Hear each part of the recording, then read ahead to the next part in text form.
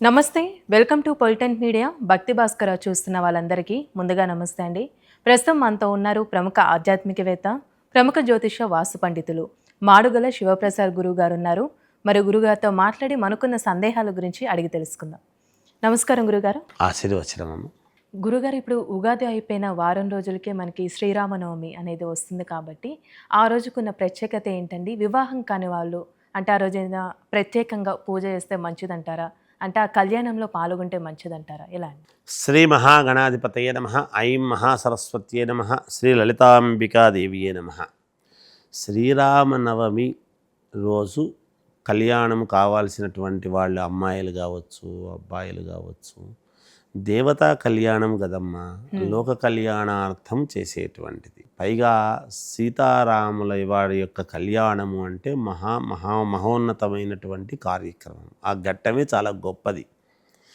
మనము ప్రతి వాళ్ళు మానవులు సహజంగా పెళ్ళిళ్ళు చేసుకుంటున్నటువంటి ఇదిలో కూడా పాటలు కూడా పెట్టుకుంటూ ఉంటారు. శ్రీరామపత్ని జనకస్య పుత్రి సీతాంగన కోమల సుందరాంగి అనేటువంటి పాటలు ఇవన్నీ పెట్టుకుంటూ ఉంటారు. అటువంటి మరి మహానుభావులు రాముల వారి యొక్క శ్రీరామనవమి నాడు కళ్యాణము పూర్వమంతా కూడా ఈ దోషాలు, జాతక దోషాలు ఇవన్నీ పోగొట్టుకోవాలి అనుకుంటే పూజలు కార్యక్రమాలు చేసుకునేవాళ్ళు కాదు. ఇటువంటి దేవతా కళ్యాణ మహోత్సవం హరికథలు చెప్పించటము కానీ, ఇటువంటి దేవతా కళ్యాణాలు దేవాలయాల్లో జరిపించినప్పుడు అందరూ వెళ్ళి చూడటము కానీ, ఎక్కడ జరుగుతుంటే అక్కడ అందరూ వెళ్ళిపోయి ఆ కార్యక్రమంలో పాల్గొనేటువంటి ఆనవాయితీ ఉన్నింది.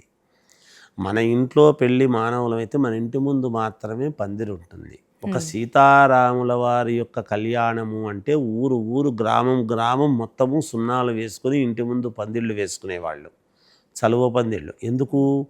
ఆ ఎండలకు ఎక్కడెక్కడి నుంచో ఆ ఊరికి వచ్చినటువంటి వాళ్ళు అందరూ కూడా ఆ రామాలయము పలానా గ్రామంలో ఉంది, గొప్పగా జరుగుతుంది అనేటువంటి దాని వలన ఆ ఊరికి వచ్చినటువంటి వాళ్ళు వాళ్ళ ఇంటి ముందు అరుగుల మీద కూర్చొని మజ్జిగ దాగి, పానకము దాగి కళ్యాణ మహోత్సవం చూసి ఆ కళ్యాణము యొక్క అక్షతలు, తలంబ్రాలు అవి వేసినటువంటి అక్షతలు ఉంటాయి.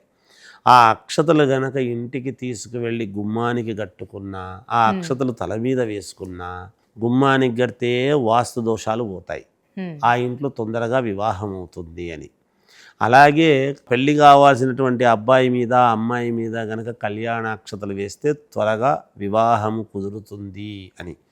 ఉద్యోగము రావాల్సినటువంటి అబ్బాయి ఆ అక్షతలు తీసుకొని తన దగ్గర ఉంచుకున్నాడు అంటే ఉద్యోగం వస్తుంది అని. ఇలా సంతానము కావాల్సినటువంటి వాళ్ళు ఆ అక్షతలు తీసుకొని గర్భానికి బొడ్డు దగ్గర ఇలా కాసేపు పెట్టుకొని తీసేస్తే సంతానము కలుగుతుంది అని. ఇవన్నీ మూఢనమ్మకాలని అనుకుంటారు. కానీ సీతారాముల విగ్రహాల మీద పోసినటువంటి ఆ కళ్యాణ అక్షతలు, తలంబ్రాల యొక్క అక్షతలు తీసుకుంటే పరమ పుణ్యప్రదం, పావనం. ఇంట్లో ఎటువంటి దోషాలు ఉండవు, సుఖ సంతోషాలతో ఉంటారు అనేటువంటిది చాలామంది పూర్వమంతా కూడా నిరూపించినటువంటివి ఇవన్నీ. అందువలన అలా పాటిస్తే చాలా యోగవంతముగా ఉంటుంది అందరికీ కూడా. కళ్యాణం రాముల వారి, సీతమ్మ వారిని, రాముల వారిని చూస్తే ఒక తండ్రికి కొడుకు ఎలా ఉండాలి, ఒక అన్నగా ఎలా ఉండాలి, భర్తగా ఎలా ఉండాలి, రాజ్య పరిపాలన చేస్తూ ఉన్నప్పుడు ప్రభువుగా ఎలా ఉండాలి, ఆ తల్లికి సవతి తల్లులు అయినా కూడా తల్లులకు మాట ఇచ్చినటువంటి మాట ఎలా నిలబెట్టుకోవాలి, ఎలా నిగ్రహ శక్తితో ఉండాలి, సీతమ్మవారు దూరమైనా కూడా ఎలా పాటిస్తే మనము ముందుకు వెళతాము, ఇలాంటివన్నీ కూడా తెలుస్తాయి. రాముల వారి యొక్క విశేషాలన్నీ కూడా శ్రీరామనవమి ఆ పండుగ రోజు మనం ఏది తెలుసుకున్నా తెలుసుకోకపోయినా శ్రీరామనవమి నాడు మాత్రం కళ్యాణము కనులారా వీక్షించి అక్షతలు గనక మనం నెత్తిన వేసుకున్నాము అంటే సకల ఐశ్వర్యప్రదము, సకల శ్రేయోదాయకము, శోభదాయకము అనేటువంటిది శాస్త్రాలు చెబుతున్నటువంటి మాట తల్లి.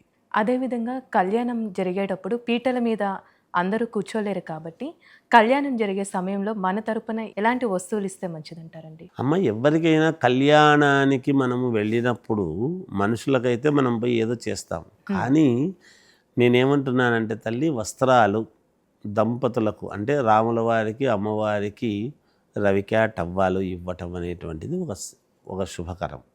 బియ్యము ఒడి బియ్యములాగా తీసుకొని వెళ్ళిపోయి ఇవ్వటం అనేటువంటిది ఒక పద్ధతి. ఇలా ఎవరికి తోచిన ప్రకారముగా వాళ్ళు ఏది చేసినా పరమ పుణ్యప్రదమే. అక్కడ ఇది చేస్తేనే అని కాదు, ఒక మంచినీళ్ళ కుండ పెట్టి పానకము తయారు చేసి అందరికీ పానకము పంచినా పుణ్యం.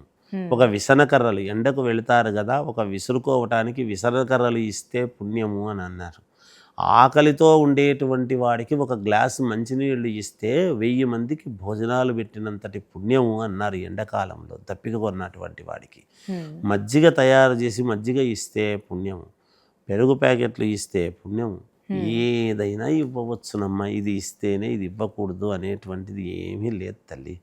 ఖర్జూర పళ్ళు, ఇలాంటి పూలు పళ్ళు ఇలాంటివి ఏమైనా తీసుకువెళ్ళి ఇచ్చినా పుణ్యప్రదమే. ఏదైనా చేసుకోవచ్చు తల్లి. ఇది ఇస్తేనే మేలు జరుగుతుంది, ఇది ఇస్తే మేలు జరగదు అనేటువంటిది ఎక్కడా లేదమ్మా. ఎవరి శక్తి కొద్దీ వాళ్ళు. ఏది ఇవ్వలేనటువంటి వాళ్ళు అయ్యో ఇవ్వలేకపోతే మాకు అంత శక్తి లేదే అని బాధపడినా ఇచ్చినంత కద్దు అన్నాడు శాస్త్రం. మరి వాళ్ళంతకంటే ఏమనుకుంటారు తల్లి పేదలు? వాళ్ళు చూసి ఆనందించడం తప్ప మేమంత ఇవ్వలేకపోతేమే అని అనుకుంటారు కదా. ఒక మామిడాకులు ఇంటికి కట్టించిన సంతోషం, ఏది అయినా ఏది ఇచ్చినా ఒక టెంకాయ కాయ కర్పూరం ఇవ్వటము శుభకరం, పసుపు కుంకుమలు తీసుకువెళ్ళటం శుభకరం. ఇలా ఏది చేసినా పుణ్యప్రదమే తల్లి. చాలా చక్కగా తెలియసే గురుగారు, ధన్యవాదాలు. జయోస్తు.